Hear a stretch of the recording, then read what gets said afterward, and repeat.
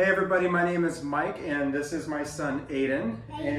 And just like pretty much the entire Bay Area and most of the country and the world, we are under lockdown, and so we're looking for fun things to do. And it was a sunny day out. We went outside and we opened up our bottle of bubbles and we noticed that we were out. So and we're gonna make our own bubbles. We are. That's what we're gonna do. We're gonna show you how to make your own bubbles at home. And you don't need a lot of stuff, but hopefully you have exactly what you need. So to be able to make bubbles at home, you need dish soap. You're gonna need some warm water. You're gonna need some sugar. And you are going to need some baking powder. You don't really need baking powder, but it does help to make the bubbles a little bit better. So, you ready to get started? Are we going to blow bubbles outside? We're going to blow bubbles outside after we get done making it, right? Yes! Okay, we're going to make it. So hop over here. Aiden's going to be my little helper in all this. So the very first step is to take warm water. So you need 4 cups of warm water. So I'm going to pour this into a bowl that I'm going to use to mix everything with. We're going to get some powder in there. Okay, so the next step is the sugar, and you need a 1/2 cup of sugar. I'm going to let you go ahead and pour that in. Okay. Pour all of it in there. There we go. Let me have that. Okay.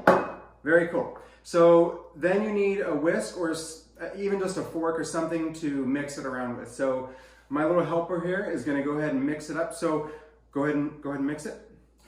So while he's mixing it, I'll explain that you want to mix it until all of the sugar is dissolved in the water. So it really doesn't take that long, but you want to make sure that there's no sugar left sitting on the bottom or anything like that. You want to make sure it's completely dissolved in the water. It's almost done already. Almost done. It goes quick, right? Yeah. Okay. Awesome. Got a little bit more right in the center there.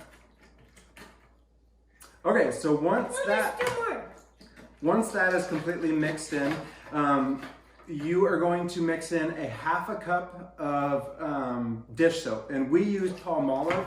I haven't tried to use anything else before when making these bubbles at home, so 1/2 cup of dish soap. So we're gonna go ahead and mix that in. Whoa, whoa, whoa! That looks like, oh my God.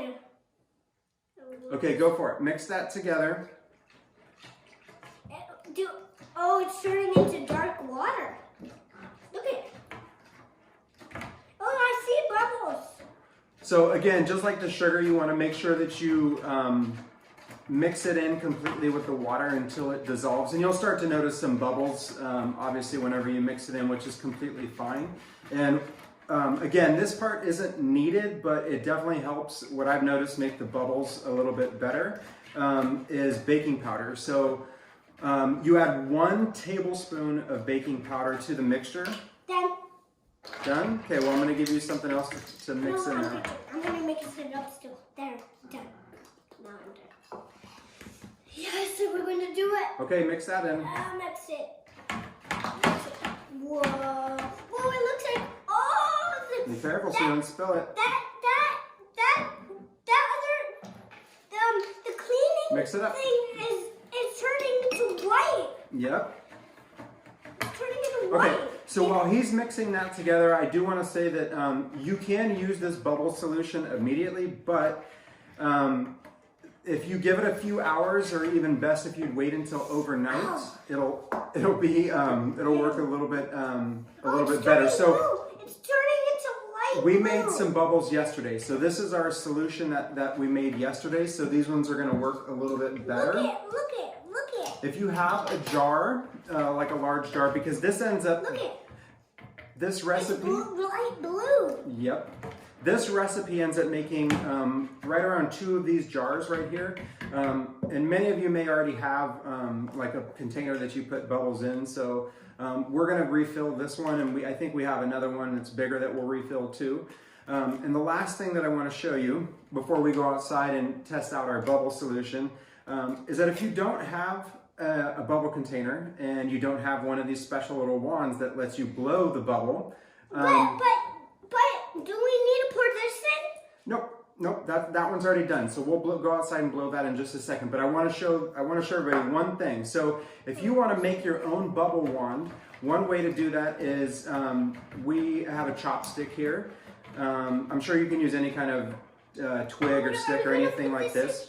And then, so we're using, these are called wiki sticks. It's just a little, it's like you can create different things. It's a thing that kids end up playing with. So, oh, it's like a tornado. You can wrap this around the end of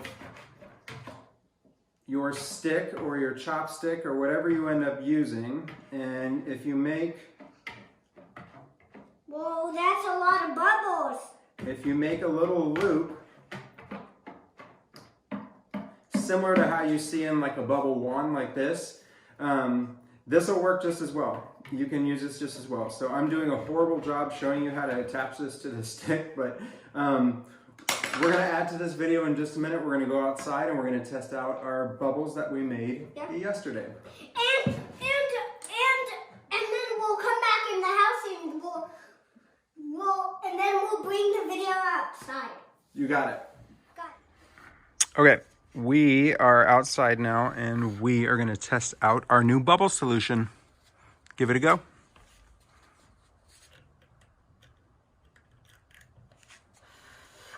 And also you could do, I'm going to try it one more time because that didn't work. Oh, oh, oh.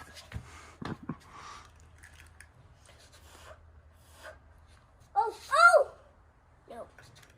Okay, so that is it for our bubble making solution. Did you have fun? Yeah,